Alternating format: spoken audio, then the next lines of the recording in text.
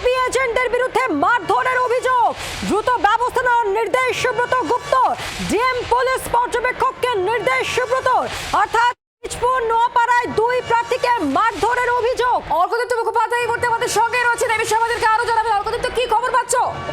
দেখো, দিসপুর এবং নোয়াপাড়াতে দুই ক্যান্ডিডেট আক্রান্ত হয়েছেন এবং অভিযোগ উঠেছে বিজেপি কর্মী সমর্থকদের বিরুদ্ধে। তারাই নাকি অ্যাটাক করেছেন এবং এই খবর আসার পরে গণনা কেন্দ্রের ভিতরে এবং সম্ভবত গণনা কেন্দ্রের ভিতরে অথবা গণনা কেন্দ্রের ঠিক বাইরেই এই ঘটনা ঘটেছে বলে জানা যাচ্ছে। এবং এই খবর আসা মাত্রই বিশেষ পর্যবেক্ষক সুব্রত গুপ্ত তিনি অ্যাকশন নিতে বলেছেন এবং জেলা শাসক, সংশ্লিষ্ট জেলা শাসকদের এবং স্পেশাল পুলিশ অবজারভার এন.কে মিশ্র তাদেরকে তিনি জানিয়েছেন। এবং এন.কে মিশ্র, যেটা জানা যাচ্ছে কমিশন সূত্রে, এন.কে মিশ্রের তরফ থেকে ইতিমধ্যে সিপি ব্যারাকপুরকেও জানানো হয়েছে পুরো বিষয়টা এবং অত্যন্ত দ্রুত অ্যাকশন নেওয়ার কথা বলা হয়েছে এবং যারা দোষী তাদের বিরুদ্ধে কঠোরতম পদক্ষেপ নেওয়া হবে এবং যাতে আর কোনো অনভিপ্রেত ঘটনা না ঘটে সেটা এনশিওর করতে বলা হয়েছে।